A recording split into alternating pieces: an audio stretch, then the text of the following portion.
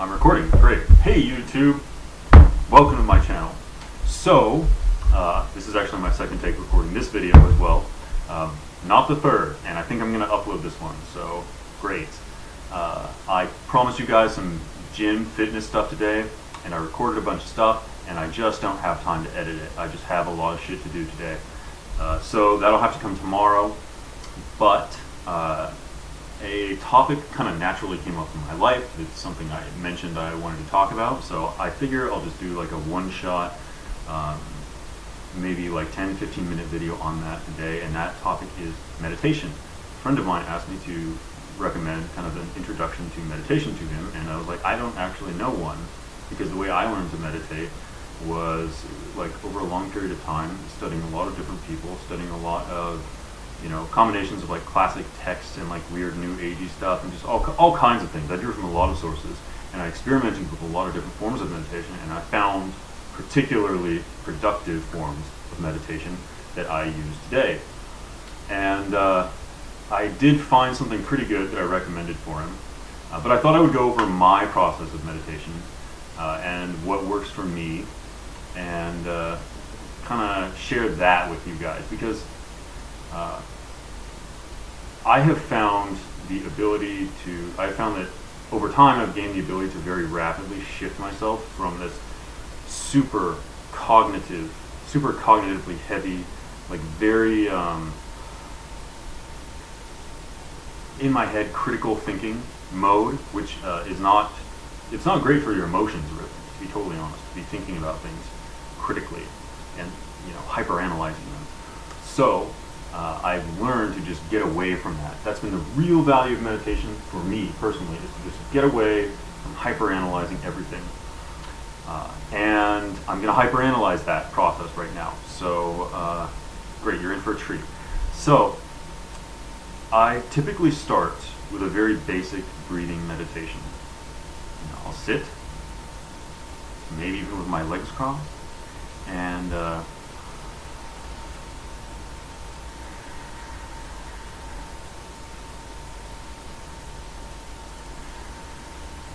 breathe. And then I will focus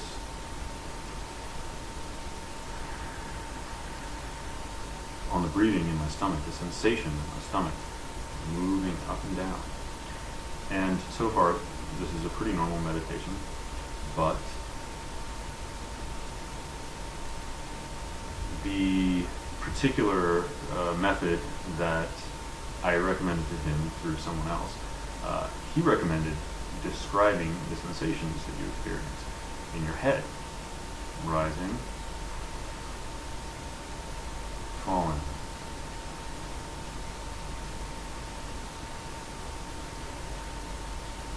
nervous. If you're feeling nervous, you're thinking nervous. You label the thought. If you're feeling lazy, you think lazy. You label the thought. If you're feeling frustrated, you think frustrated, and you label the thought. And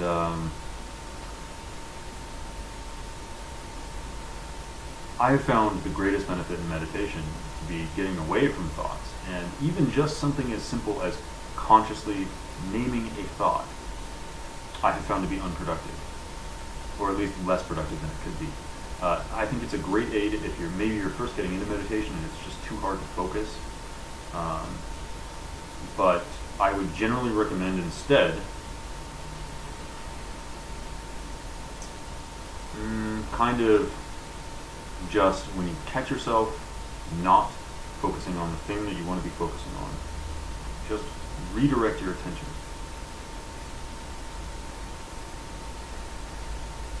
back to the object of your focus, without labeling it, without thinking about it, without feeling bad about yourself because you can't do it, without getting frustrated. Just notice my thoughts are not where I'm trying to direct them, and then just bring it back in. And for me, like I said, I start with the breathing meditation focusing on the stomach. But before too long, I will instead focus on the breathing in my nostrils, which of course is much more subtle. It's a much smaller sensation. So I'll do a few minutes of the stomach focus thing, which kind of brings me a little further out of my head, more into my body. And then I take that focus that I gain from doing that, and that distance from my thoughts that I gain from doing that, and then I find something that's harder to pay attention to, just a little harder, here, the breathing in the nostrils.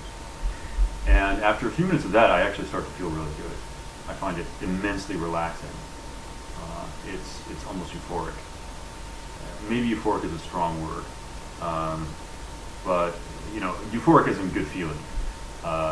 Like the feeling is very subtle, but it's very good. And even if I only get that far in my meditation, I can then walk away and be more productive at work. I can focus better. I don't feel a need to stimulate myself as much. If I feel an urge to say drink a cup of coffee, then instead of drinking the coffee, I can just decide, no, I'm going to do this other thing instead. And I can just decide, just like that. It's willpower. Just in a few minutes, you feel good and you have more willpower. Or I feel good and I have more willpower just doing that. But that only takes, for me, 5 to 8 minutes. If you're just starting out, it'll take more time to get to that point, if you do in a single session. But it's there if you consistently do it. I recommend a 30-day meditation challenge. It's fucking awesome. Meditation is one of the top 5 habits probably you can have. You may or may not have heard Keystone Habits, but it's definitely a keystone habit. It's a habit that will lead to changes, not just in terms of your meditation and the relaxation and stress reduction benefits that gives, but it'll actually spill over into pretty much all areas of your life. In fact, I would attribute the fact that I'm even doing this, putting myself out there and taking this action and just kind of figuring out what the fuck I'm doing here, to the fact that at least in part, the fact that I meditated more than usual for a few days, starting a couple weeks ago, and it's kind of snowballed. But after getting to this point, we'll call that kind of the point of sense awareness. Like you're very much in tune with your senses instead of with your thoughts. So you've gained some distance from your thoughts.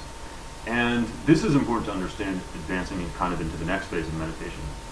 Because we like to think, we tend to believe that we have our thoughts.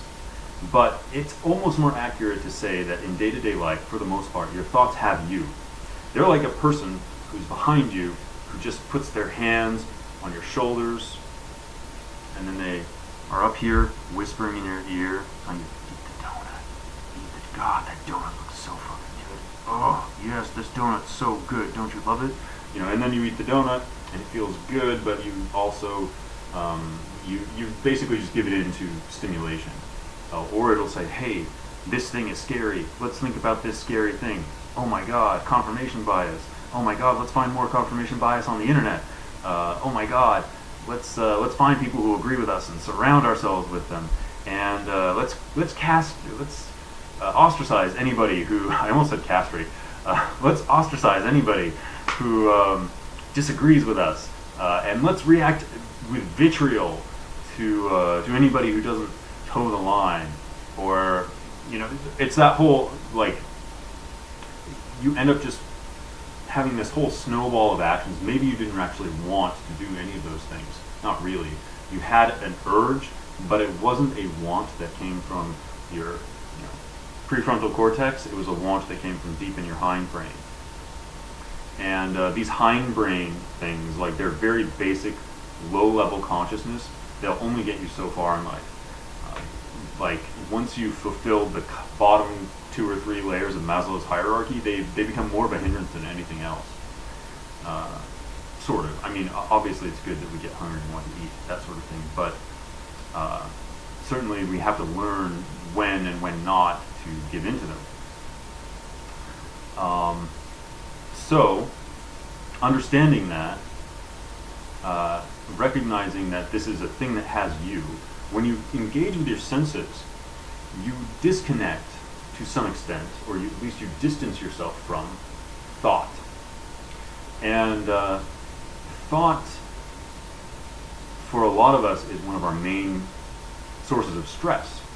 because we think ourselves into corners and we paralyze ourselves with thought, or we just waste a lot of time thinking in circles. You know, any circle jerk on earth, it's all just, it's thought gone amok. It's not productive for anybody, but we keep doing it. Meditation helps us stop that. So in this next phase, though, we can do something even better. Now that we have that distance, we can actually begin to observe our thoughts and engage with them in a very different way. Instead of the thoughts having us, we can almost grab a hold of them and have a degree of control over our thoughts. And it isn't just our thoughts, but it's kind of like mental objects in general, mental stimulation in general. Everything from your thoughts, like hearing a voice or a song in your head repeatedly that you can't get out of your head. That one's actually one of the hardest ones to break, but I have gotten to the point where I could just silence a song in my head. I could just get it out of my head easily. I'm not there right now, but I'll get back to that. But to engage with your thoughts in this alternative way, essentially what you're doing is you are observing your thoughts not as my thoughts, but just as objects which enter your consciousness. And then what you do is, it's, you know, if the thought is here, it's like the thought is in your face and it wants you to look at it. And what you essentially do, what you're trying to do is look around it and look behind the thought and see what's there. What caused this thought? What caused this desire? What caused this feeling? And so you are seeing the response. Your brain wants to put the response at your attention, and instead you turn your attention, you continually direct your attention towards the cause instead of the effect, the action instead of the reaction, the stimulus instead of the response. So if you feel angry, you get to this point where you can tell there's anger there, but you've trained yourself to look past the anger and see what caused the anger.